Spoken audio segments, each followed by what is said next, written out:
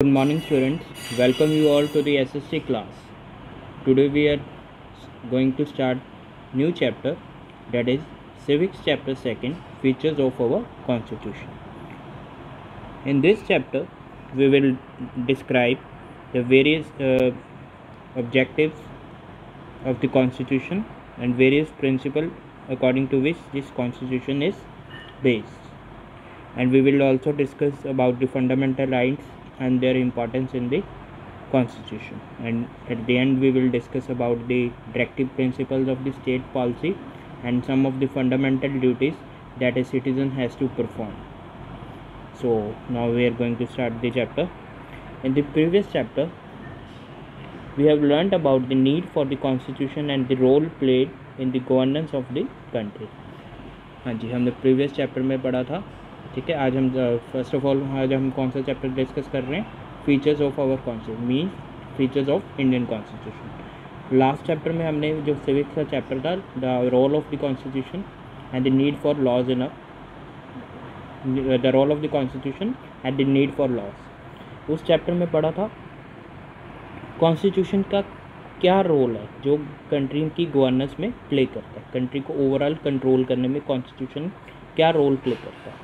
ठीक है, but now in this chapter we will examine the key ideas, principles, जो constitution में क्या आइडियल्स हैं, क्या प्रिंसिपल हैं. ठीक है, इंडियन कॉन्स्टिट्यूशन में one of the best ways is to do the examine the preamble to the constitution.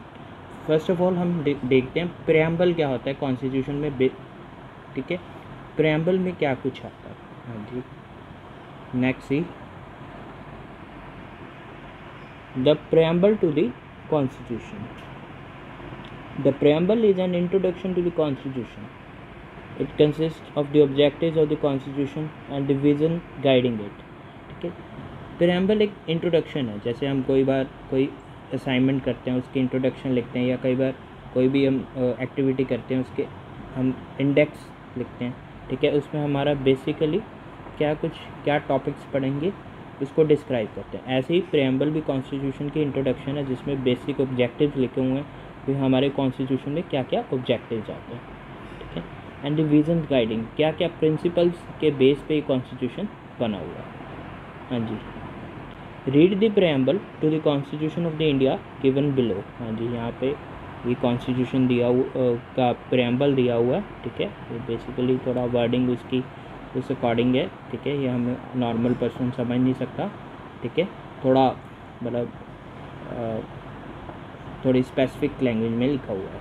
ठीक है, हाँ जी, let us understood some of the terms in the preamble use to describe the country and its goals.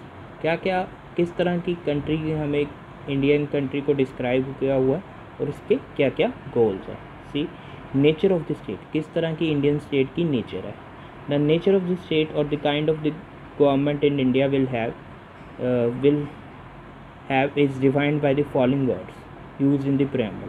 किस तरह की Indian state की nature थी, उसमें फॉलोइंग वर्ड्स यूज़ किए हैं कॉन्स्टिट्यूशन ने डिस्क्राइब करने के लिए. Sovereign, socialist, secular, democratic, republic. The word socialist and secular were inserted in our constitution by the 42nd amendment 1976. ठीक है, जो वर्ड सोशलिस्ट थे और सेकुलर थे ये न्यू इंसर्ट हुए थे, पहले ये कॉन्स्टिट्यूशन प्रेम्बल में इंसर्ट नहीं थे प्रेम्बल में. ठीक है, ये कब इंसर्ट किए गए थे? 42nd अमेंडमेंट हुई थी 1976 में थी. क्लियर? हाँ जी, now we will one by one we will discuss what's the meaning of different words. First of all, swajan.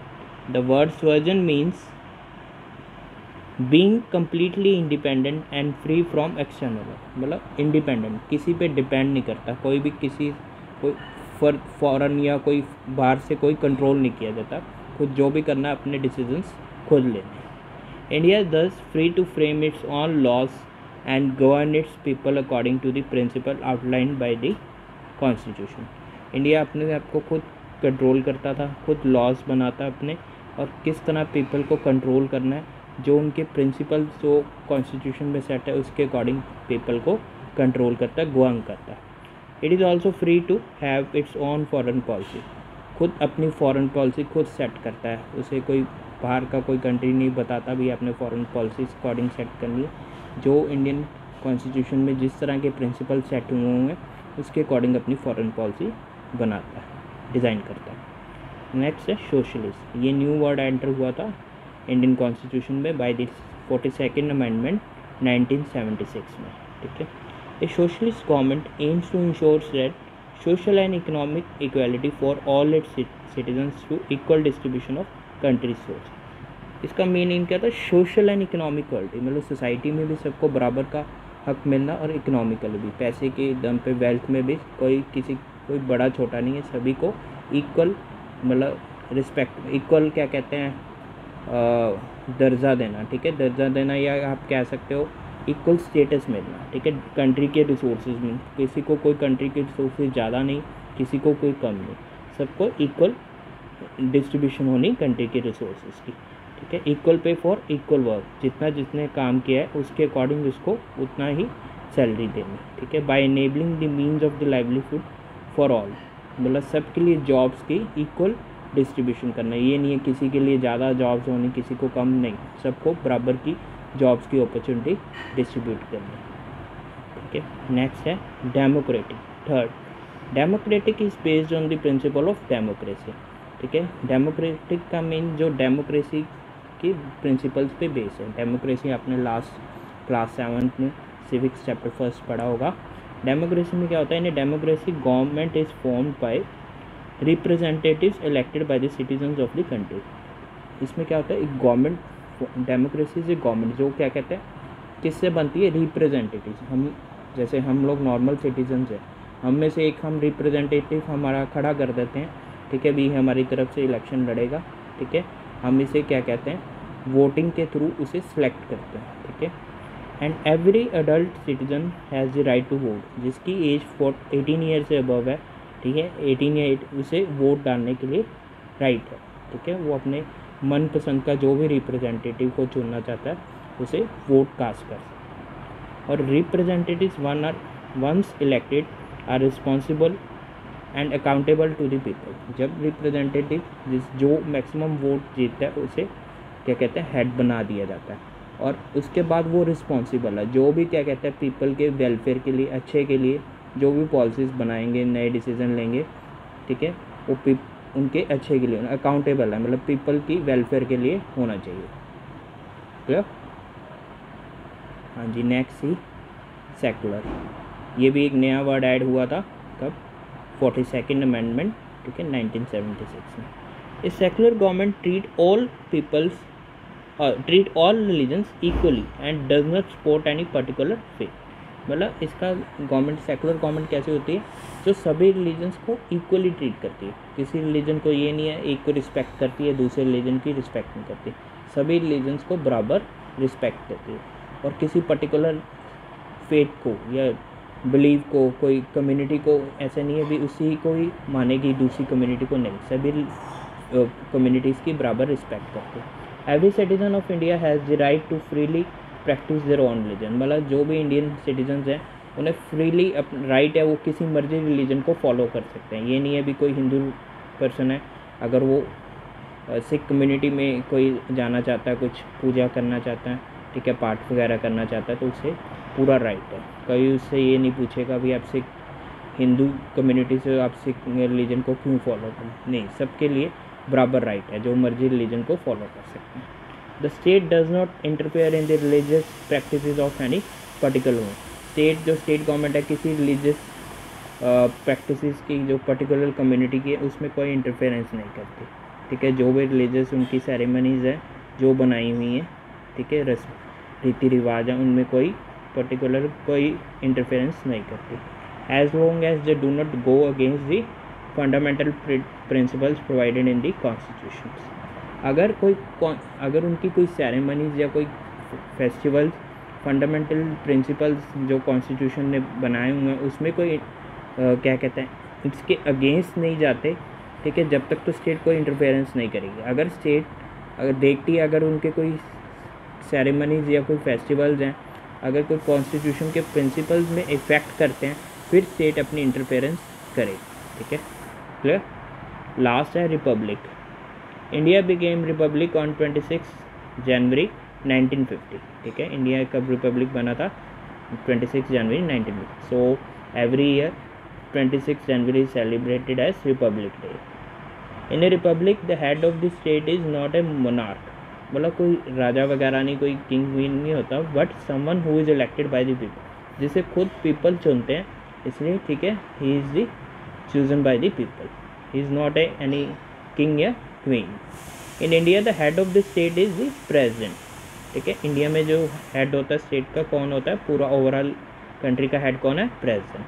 Who is elected for a term of 5 years, जो 5 साल के लिए चुना जाता है by the representatives of the citizen, जो हम अपनी तरफ से जो रिप्रेजेंटेटिव सिटीजन्स चुनते हैं वोटिंग, वो आगे उसमें से अपने रिप्रेजेंटेटिव्स को एक पर्सन को मतलब उसमें से खड़ा करते हैं जो प्रेसिडेंट के पोस्ट के लिए एलिजिबल होता है। ठीक है, इसलिए जो indirectly president is elected by the citizens of the country.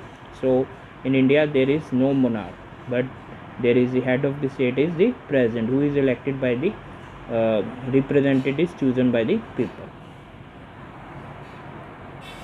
See now federal government, it is also one of the important concept. The constitution investigates the India as a union of state, मतलब India में union different states हैं, फिर एक federal form of government, मतलब India में एक federal form system of government है। ठीक है, this means that the power of the governance, मतलब पूरी कंट्रोल करने की power are divided between the centre and the state. कोई पूरी सेंटर ही नहीं कंट्रोल करती, ना ही सिर्फ स्टेट, मतलब डिस्ट्रीब्यूट है। कुछ पावर स्टेट गवर्नमेंट को अर्न करती है, कुछ central government. Each level has been assigned separate areas, सभी को अपने अपने सेपरेट एरियाज ऑपरेशन के मिले हुए हैं। ठीक है, एट द सेंट्रल लेवल, ठीक है, सेंट्रल लेवल जो सेंट्रल गवर्नमेंट है वहाँ पे कौन है? पार्लियामेंट। ठीक है, पार्लियामेंट में 2 पार्ट्स हैं, लोकसभा और राज्यसभा मिलकर लॉज को बनाते हैं। ठीक है, for the whole country. And the prime minister is the executive head of the government. Prime minister real head है, जो भी काम करता है उसका हेड, मतलब जो भी पावर्स, जो भी डिसीजन लेता है, कौन लेता है? Prime minister. While the president is the nominal head, सिर्फ प्रेसिडेंट क्या होता है? नॉमिनल हेड, सिर्फ उनके सिग्नेचर चलते हैं, बाकी जो डिसीजन लेते हैं वो कौन लेते हैं? Prime minister. ठीक है, लेकिन उन फाइनल डिसीजंस पे जिनकी स्टैम्प चाहिए, साइन चाहिए, जब तक उसे पासिंग, जब तक उसे फुल एंड फाइनल लॉज कब बनेंगे? जब प्रेसिडेंट के सिग्नेचर हो जाएंगे। ठीक है, सो दस the prime minister is the real head, but the president is the nominal head. And the central government can legislate on the subjects, क्या क्या लॉज बना सकते हैं सेंट्रल गवर्नमेंट में। ठीक है, इन द यूनियन लिस्ट, 3 तरह की लिस्ट हैं, union list, state list and concurrent list. हाँ जी, यूनियन लिस्ट में कौन से लॉज आ जाते हैं? डिफेंस, ठीक है, आत्मरक्षा के लिए, फॉरेन अफेयर, फॉरेन पॉलिसीज़, या फाइनेंस, हमारे किस तरह का फाइनेंस है, फाइनेंशियल रिलेशन, कैसे किस तरह कंट्री का फाइनेंस ओवरऑल कंट्रोल करना है, इस पर कौन सी गवर्नमेंट क्या कहते हैं लॉज बनाती है? Central government. नेक्स्ट है at the state level. State level पे नॉमिनल हेड कौन होता है? गवर्नर। ठीक है, जैसे सेंट्रल लेवल पे प्रेसिडेंट है, स्टेट लेवल पे governor. While the chief minister is the head of the government. ठीक है, वहाँ पे कौन था? प्राइम मिनिस्टर रियल हेड था, यहाँ पे चीफ मिनिस्टर। जैसे हमारे पंजाब के चीफ मिनिस्टर कौन है? कैप्टन अमरिंदर। ये जो भी डिसीजन बनाते हैं पंजाब की जो पॉलिसीज़ वगैरह बनाएंगे चीफ मिनिस्टर, लेकिन इसे फाइनल अप्रूवल कौन देगा? Governor of Punjab. Clear? The state legislature is known as Vidhan Sabha. जैसे वहाँ पे पार्लियामेंट थी, वहाँ पे कौन लोकसभा, राज्यसभा आती थी, यहाँ पे कौन है? विधानसभा। ये सारी स्टेट्स के लिए लॉज बनाती हैं, एक बॉडी है जो स्टेट के लिए लॉज बनाती हैं। The state list has the subject, इनमें कौन से लॉज किस मैटर पे ये अपने लॉज बना सकते हैं? हेल्थ पे, ठीक है, सैनिटेशन, साफ़ सफाई पे, एग्रीकल्चर पे, ये सभी चीज़ों पे क्या कहते हैं? स्टेट लिस्ट बना सकते हैं। That come with in the scope of state legislature. ये सभी क्या कहते हैं? इस स्टेट लेजिस्लेचर के स्कोप में आते हैं। ठीक है, नेक्स्ट है कंकरेंट लिस्ट। ये 3rd टाइप की लिस्ट है, पहले हमने सेंट्रल गवर्नमेंट पे पढ़ी, फिर स्टेट लेवल पे, अब concurrent list. Consist of the subjects like, इस पे कौन से लॉज आ जाते हैं? यहाँ पे कौन सी गवर्नमेंट लॉज बना सकती है, सेंटर भी और स्टेट को, इन पे कौन से लॉज आते हैं जिन पे ये दोनों गवर्नमेंट लॉज बना, कौन से मैटर्स पे लॉज बना सकते हैं, एजुकेशन पे, इलेक्ट्रिसिटी पे या लेबर पे, ठीक है। और कुछ और भी हैं, मेनली ये है education, electricity and labour. Both the state government and the central government can make laws on the, ये सभी सब्जेक्ट्स पे दोनों ही गवर्नमेंट लॉज बना सकते, ठीक है, in the concurrent list. But if the centre and state government differ over any subject in the country, अगर कोई स्टेट गवर्नमेंट और कंकरेंट लिस्ट में कोई प्रॉब्लम आ जाती है अभी किसी लॉ को लेकर, अगर दोनों के विचार नहीं मिलते, then the central government decision will prevail over the state, ठीक है। जो सेंट्रल डिसीजन फाइनल डिसीजन लेगी वो स्टेट गवर्नमेंट को मानना ही पड़ेगा। अगर कोई प्रॉब्लम किसी लॉ के ऊपर आती है बनाने पे द स्टेट या सेंट्रल में, तो जो सेंट्रल गवर्नमेंट का फाइनल डिसीजन होगा वो स्टेट गवर्नमेंट को मानना ही पड़ेगा। हाँ जी, now see in focus the importance of secularism. हाँ जी, secularism is this separate of religion from the functioning of state. हमने सेक्युलर स्टेट पहले भी पढ़ा था, जिसमें क्या कहते हैं किसी पर्टिकुलर रिलीजन को फॉलो नहीं करना, सभी रिलीजन्स की बराबर रिस्पेक्ट करनी। इसमें क्या होता है, रिलीजन को स्टेट से सेपरेट करना, किसी रिलीजन को स्टेट के अंदर नहीं लेके आना। To understand the importance of the secular state we must be aware of the danger of living in a theocratic state. अगर हमें सेक्युलर स्टेट का मतलब जानना चाहते हैं, हमें पहले डेंजर मतलब उनकी क्या खतरा हो सकता है अगर हम थियोक्रेटिक स्टेट में रहते हैं, ठीक है। थियोक्रेटिक स्टेट में क्या होता है, कोई पर्टिकुलर जो कंट्री है किसी पर्टिकुलर रिलीजन को फॉलो करती है, a state whose governance is based on any particular religious पे, किसी स्टेट में कंट्री में कोई पर्टिकुलर रिलीजन फॉलो किया जाता है, अगर हम उस स्टेट में रह रहे हैं तो उसमें काफ़ी डेंजर्स हमें फेस करने पड़ेंगे। Theocratic state rigidly promotes or imposes the beliefs practices of a religion on the public। वो मतलब रिजिडली फोर्सफुली इम्पोज करेंगी पर्टिकुलर रिलीजन को फॉलो करने के लिए लोगों पे, जो भी बिलीव्स हैं उनके सेरेमनीज़ हैं, फेस्टिवल हैं, भी सभी पब्लिक को यही फॉलो करना पड़ेगा, कोई भी पब्लिक इसके अगेंस्ट नहीं जा सकती। दे मे डिस्क्रिमिनेट अगेंस्ट पनिश एंड और expel the people from other मतलब वो डिस्क्रिमिनेट भेदभाव करते हैं, ठीक है, अगेंस्ट पनिश करते हैं। पनिश मतलब कई बार क्या करते हैं, मतलब सज़ा भी देंगे अगर कोई अदर रिलीजन का, अगर कोई पर्सन अदर रिलीजन का उनके रिलीजन की डिसरिस्पेक्ट करता है, उनके रिलीजन को मानने से इनकार करता है, ठीक है। Many rights and liberties can be infringed upon the name of the religion.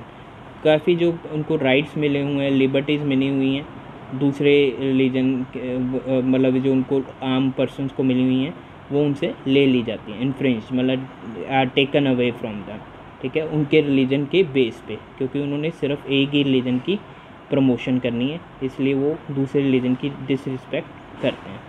Some theocratic states control the way people dress.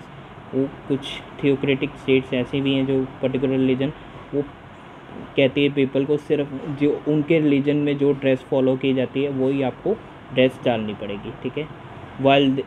What they ईट, जो भी उनके रिलीजन में जो चीज़ खाई जाती है वही आपको खाना पड़ेगा, ठीक है। द मीडिया, ठीक है, मीडिया को भी उसी तरह चलना पड़ेगा, ठीक है। एजुकेशन भी जो उनके रिलीजन में एजुकेशन जिस तरह की एजुकेशन फॉलो की जाती है वैसी एजुकेशन सभी को लेनी पड़ेगी, ठीक है। इम्पार्टेड टू मतलब सभी सिटीजन्स को उसी तरह फॉलो करनी पड़ेगी। India is the land of great religious diversity. India एक ऐसी कंट्री है जहाँ पे डिफरेंट रिलीजन्स को फॉलो किए जाते हैं। किसी पर्टिकुलर रिलीजन में, इंडिया में बहुत सारे रिलीजन है, हिंदू, मुस्लिम, ठीक है, Sikhs, Christians, Parsis, Jainism, many more religions are there. while the country has innumerable examples of the peaceful coexistence of the different religion, लेकिन फिर भी इंडिया में एक ऐसी एग्जांपल है जहाँ पे पीसफुली लोग रह रहे हैं डिफरेंट रिलीजन के होते हुए भी। It has also had many unfortunate examples of the religious and criminal clashes. लेकिन फिर भी कुछ ऐसी एग्जांपल्स भी हैं, बहुत रेयर हैं, जहाँ पे रिलीजियस और क्रिमिनल क्लैशेस, जहाँ पे डिफरेंस आए हैं लोगों के बीच में डिफरेंट रिलीजन के होने के कारण। लेकिन फिर भी मोस्ट ऑफ द इंडिया में क्या कहते हैं, डिफरेंट रिलीजन के कारण भी लोग पीसफुली रह रहे हैं साथ साथ। हाँ जी। To the makers of our constitution recognize the importance of keeping the religion separate from the state। जो हमारे कॉन्स्टिट्यूशन के मेकर थे, जिन्होंने हमारा कॉन्स्टिट्यूशन तैयार किया था, उन्होंने इसीलिए रिलीजन को सेपरेट रखा स्टेट की फंक्शन से। अगर वो स्टेट के साथ रिलीजन को मिक्स करते तो इंडिया को मतलब इंडियन गवर्नमेंट को चलाना, ठीक है, बहुत डिफ़िकल्ट हो सकता था।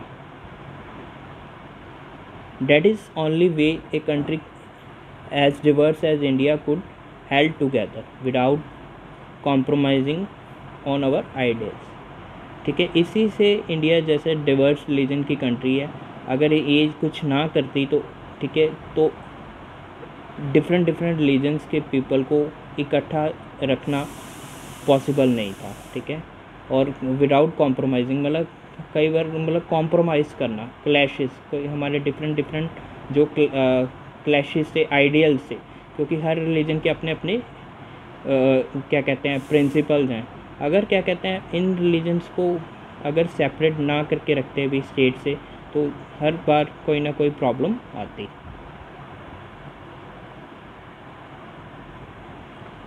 Which have always fostered tolerance and empathy.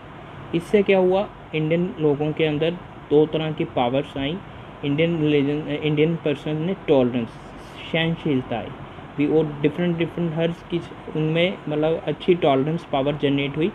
Empathy means समानता, वो सभी रिलीजन्स को रिस्पेक्ट करते थे, किसी रिलीजन की डिसरिस्पेक्ट नहीं। इससे क्या कहते हैं, all religion are treated equally.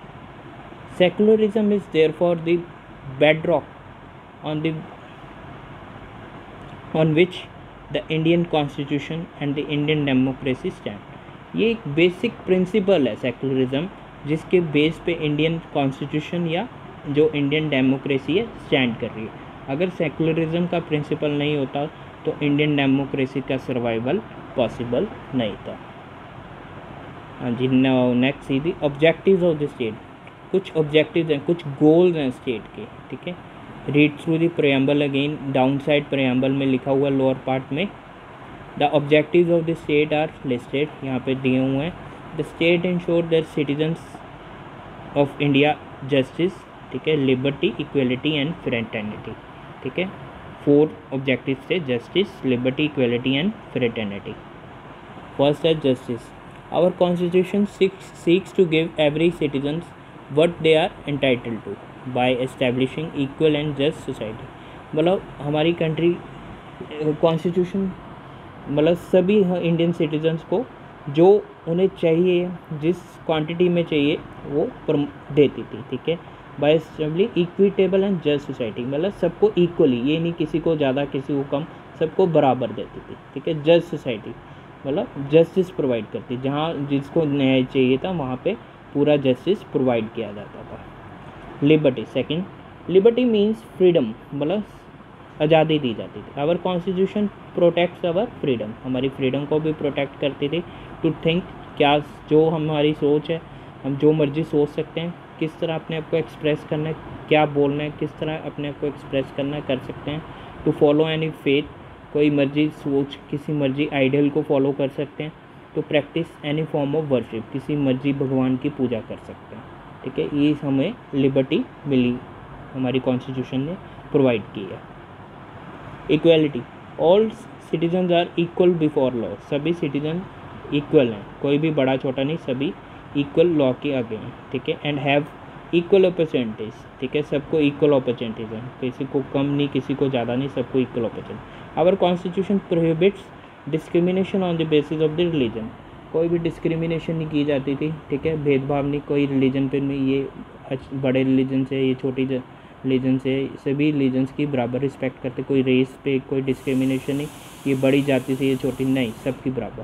Cast पे नहीं, कोई अच्छी कास्ट कोई बुरी कास्ट, सबके कोई सेक्स पे नहीं, मेल या फीमेल सबको बराबर respect the. Place of birth पे ये सिटी में हुआ या ये विलेज में नहीं, सबको बराबर इक्वल रिस्पेक्ट दी जाती थी। This provides every individual as equal opportunity for development, जिससे क्या हुआ, इक्वल अपॉर्चुनिटीज दी गई सभी इंडिविजुअल्स को डेवलपमेंट के लिए।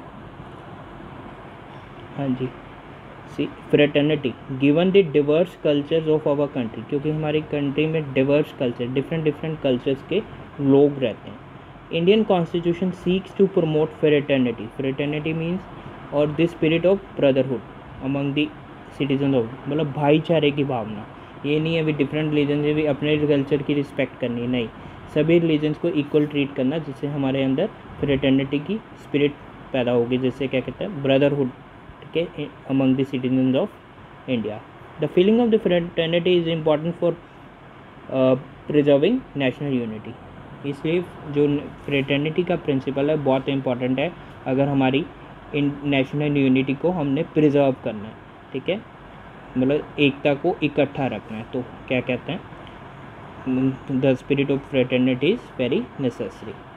सो with this we have completed the half portion of this chapter. Today we have discussed introduction, preamble, then we have discussed the nature of the Indian state, then we have discussed about federal government, then after that the secularism, we have discussed importance of secularism, then after that we have discussed about the objectives of the state: justice, equality, liberty, fraternity. In next class we will discuss about fundamental rights, different fundamental rights and their importance, and directive principles of state policy, and at the end we will discuss about the fundamental duties. So I hope you all have understood. If you have any doubt you can ask. Thanks and have a nice day.